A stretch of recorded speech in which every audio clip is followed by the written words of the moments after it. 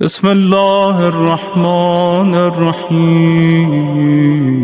اس سورہ کا نام ہی رحمان ہے، بڑا برکتوں والا سورہ ہے، رحمتوں والا سورہ ہے، بڑا ریکمینڈڈ سورہ ہے۔ تاکید ہے اس سورہ کی کہ پڑھتے رہو، اس لیے کہ اس سورہ میں اللہ نے اپنے احسانات کا ذکر کیا، جس میں اس نے فیورز کیے، مدد کی، احسان کیا۔ اس کے احسانات اتنے ہیں کہ اگر پوری زندگی اپنی پیشانی کو زمین پہ رکھ کر شکر ادا کریں تو اس کے احسانات کم نہ۔ لیکن اس سورہ میں اللہ نے 30-35 دفعہ کہا فَبِأَيِّ رَبِّكُمَا تُكَذِّبَانِ، کہ کن کن نعمتوں سے تم انکار کرو۔ اور اللہ کا یہ طریقہ بھی نہیں ہے بات کرنے کا۔ قرآن میں 114 سورے، کسی سورے میں اللہ نے احسانات کا ذکر نہیں کیا۔ وہ ہم ہیں جو کچھ کر کے فوراً بول دیتے، ذرا سا کوئی کسی کی مدد کی پوری مارکیٹ میں بولیں گے جا کے کہ میں نے کیا، اس سے بہتر ہے کرو ہی مت۔ تھوڑا بھی نیکی کریں گے تو فوراً عام کریں گے کہ مارکیٹ میں میرا نام ہے۔ نام کی بھیک لوگوں سے مت مانگو، اللہ سے مانگو، معصوم سے مانگو۔ کر کے بھول جاؤ، معصوم امام کہتے ہیں کہ جب بھی کوئی نیکی کرو، نیکی کر کے بھول جاؤ، گناہ کر کے یاد رکھو۔ گناہ کر کے یاد رکھو گے تو معافی مانگو گے، نیکی کر کے یاد رکھو گے تو غرور آئے گا، اور یہ ایکسپیکٹ کریں گے، یہ امید رکھیں گے کہ کوئی میری تعریف کرے۔ تعریف دنیا والے جو کرتے ہیں نا،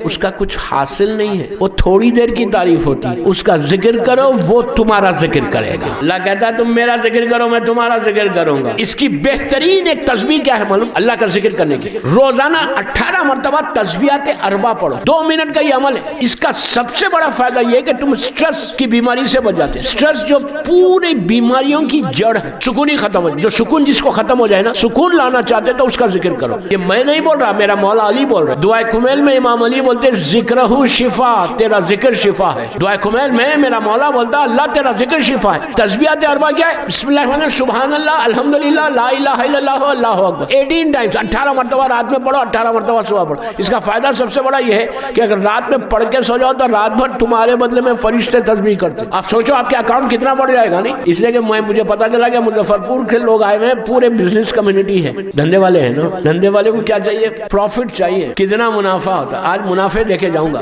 اکاؤنٹ آپ کا ملینر بنا کے جاؤں گا۔ پروفٹ اس لیے کہ لوگ کہتے ہیں کہ مولانا چھوٹی دعا دو لیکن فائدہ اتنا ہونا چاہیے۔ ہر چیز میں دھندا نہیں چلتا۔ اللہ سے بزنس مت کرو، اللہ سے مانگو۔ مانگنے میں کمال ہے، مانگنے میں بندگی ہے۔ دنیا والوں سے مت مانگو، دنیا والوں سے مانگو گے تو عزت جائے گی، اس سے مانگو گے عزت ملے گی۔ سگا بھائی، ریئل اون بردر، ریئل اون بردر، سگا بھائی تمہارا کتنے دن مانگو گے تم؟ ایک بھائی امیر ہے، ایک بھائی غریب ہے، کتنے دن مانگ سکتے؟ اپنے ریئل اون بردر سے 1 دن 2 دن 3 دن 4 دن 5 دن، اس کے بعد بولے گا یار تم نے تو پریکٹس بنا لی، عادت بنا لی تم نے۔ پیسے والوں سے، اس لیے کہ پیسے والوں کا ایک مزاج ہوتا ہے، پیسہ بولتا ہے، پیسے کا رنگ ہے، پیسے کا لہجہ ہے۔ وہ اگر ڈالر میں ملینر ہو یا پاؤنڈ میں ہو یا انڈین روپی میں ہو یا یورو میں ہو، پیسہ آ جاتا تو پھر وہ زمین پہ نہیں چلتا، ہوا میں چلنے۔ زیادہ نہیں مانگ سکتے پیسے والوں سے۔ آپ رات کے 12 بجے کسی مالدار آدمی کو، بھائی کو، سگا بھائی ہے، فون کر سکتے کہ بھائی آئی مین اے پرابلم، میں پرابلم میں ہوں، میری مدد کرو۔ وہ بولے گا تم نے کیا کیسے فون؟ میرے آرام کا وقت تھا۔ اب آج کل تو بغیر نمبر دیکھے اٹھاتے بھی نہیں، جاننا پہچانا نمبر ہے تو ہی اٹھاتے، اتنی فیسلٹی ہو گئی ہے۔ پیسے والے کو آپ فون کر سکتے آدھی رات کو، بھائی ہے تمہارا۔ دوستو یہ فرق ہے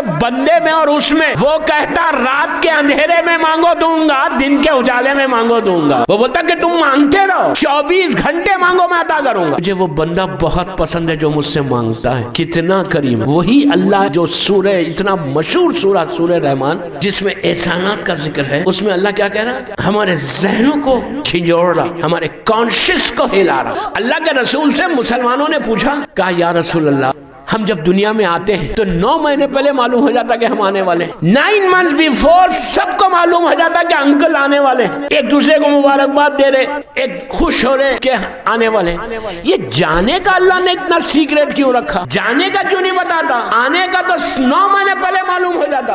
جانے کا اللہ موت کو اتنا سیکریٹ کیوں رکھا؟ اتنا چھپا کے کیوں رکھا؟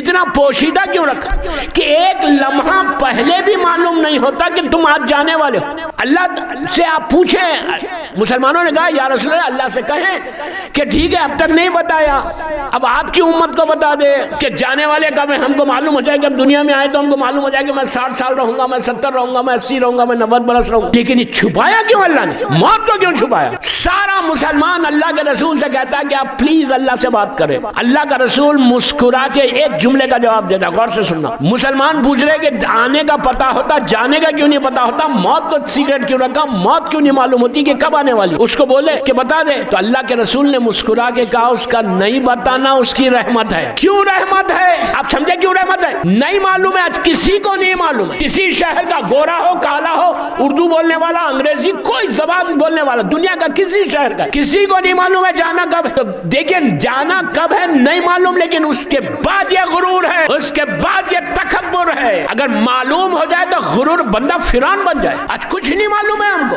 وی ڈونٹ نو کہ کب جانے والے. میں آج صبح اٹھا, مجھے نہیں معلوم کہ شام تک رہوں گا یا نہیں رہوں گا. اسی لیے کہا کہ جب صبح اٹھو تو اس کا شکر ادا کرو کہ پروردگار صحت کے ساتھ اٹھا دیا, دن تیری اطاعت میں گزر جائے. ہم بولتے اٹھ کے, ہم نہیں بولتے. یہ کوشش کرو کہ صبح اٹھو تو اس کا شکر, رات میں سو تو شکر کے ساتھ سو کہ پروردگار رات میں سو رہا, پتہ نہیں صبح اٹھوں گا صحت کے ساتھ یا نہیں اٹھوں, تو مجھے صحت کے ساتھ اٹھا. لیکن ہم اتنی غفلت میں ہیں, اتنے اگنورنٹ ہیں. سب سے پہلی چیز اپنے ذہنوں سے غفلت کے نشے کو ختم کرو. یو نو واٹ از غفلت؟ اگنورنس, اس کو انگلش میں بولتے. غفلت کیا ہے؟ میں بڑا نیک, میں بڑا عبادت گزار, میں بڑے مسجد امام بارگاہ یتیم خانے بنانے والا, میں رات بھر تسبیح پڑھنے والا. یہ جو غفلت ہے نا اپنی عبادت پہ, یہ غفلت صرف عبادتوں میں بھی نہیں ہوتی, اپنے گھر پہ بھی ہوتی. میرا بڑا گھر, میں اتنی عبادت کرنے والا. امام علی سے آ کے پوچھے کہ مولا یہ بتاؤ یہ غفلت ہے کیا؟ غور سے سنو. مولا علی سے پوچھا کہ مولا یہ غفلت کیا ہے؟ علی کہتے ہیں کہ غفلت کا نشہ شراب کے نشے سے زیادہ ہے. غفلت کا نشہ شراب کے, شراب حرام ہے, ایک خطرہ شراب پینا بھی حرام ہے. حرام اس ٹیبل پہ کھانا نہیں کھا سکتے جہاں شراب سب ہوتی. امام علی سے پوچھا گیا کہ مولا غفلت کیا ہے؟ غور سے سنیں, کمپلیٹ میسج ہے میری اس مجلس کا. تو امام کہتے ہیں کہ غفلت کا جو نشہ ہے وہ شراب کے نشے سے زیادہ.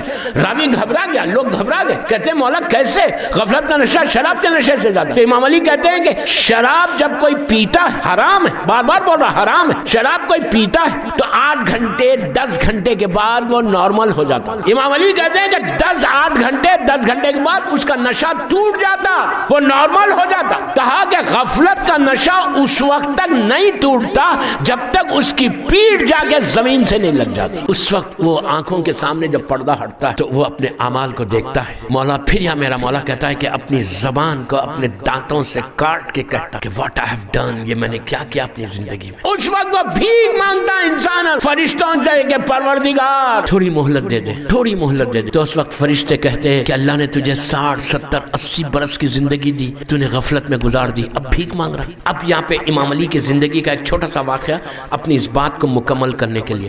مولا علی کی دور خلافت, غور سے سننا, غور سے سننا, امام کا جواب دیکھیں. آج یہ ہم سب کے لیے میسیج, ہم سب کے لیے پیغام ہے. عیسیٰ علیہ السلام کی مجلس سے اس لیے میں یہ باتیں بتا رہا. امام علی کا دور خلافت, اس دور خلافت میں ایک مومن کا انتقال ہوا. پلیز غور سے سنو. مومن کا انتقال ہوا, اس کی تدفین میں کئی لوگ پہنچے, کئی 100 لوگ پہنچے. مولا علی بھی پہنچے. بہت ثواب ہے کسی کی میت میں شریک ہونا, بے انتہا ثواب ہے. پہنچے, غسل جمع نماز ہوئی, اس کو سپرد خاک کیا گیا, لحد میں لٹایا گیا. لحد میں لٹا کے اس کی لحد بند ہوئی. جیسے ہی لحد بند ہوئی لوگوں نے فاتحہ پڑھا. فاتحہ پڑھ گئی, اتنے مجمع میں ایک آدمی امام کے پاس آیا, میرے مولا کے پاس آیا. غور سے سنو. مولا علی کے پاس آ کے کہنے لگا یا علی, اگر اب یہ زندہ ہو جائے اور یہ باہر آئے تو یہ اپنی زندگی ایسے گزارے گا جیسا آپ چاہتے ہیں. اگر اللہ اس کو اب زندہ کر دے اور اس کو باہر بھیج دے دنیا میں تو یہ ایسے رہے گا جیسا آپ چاہتے, کوئی گناہ نہیں کرے گا. اب پورا مجمع امام علی کی طرف دیکھا کہ دیکھو علی جواب کیا دیتے. علی نے کہا کیوں؟ تو اس نے کہا مولا اس نے نیچے آدھے گھنٹے کا اس کو ایکسپیرینس ہو گیا, آدھا گھنٹہ اس نے لحد میں گزارا.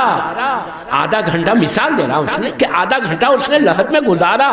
لحد کے اندر کے اندھیرے کو دیکھا, وحشت کو دیکھا, تاریکی کو دیکھا, گرمی کو دیکھا, زمین کے کیڑوں کو دیکھا. اب یہ ویسے ہی رہے گا جیسا آپ چاہتے, جیسے اللہ چاہتا. کوئی گناہ نہیں کرے گا, اس لیے کہ اس نے اپنی آنکھوں سے دیکھ لیا.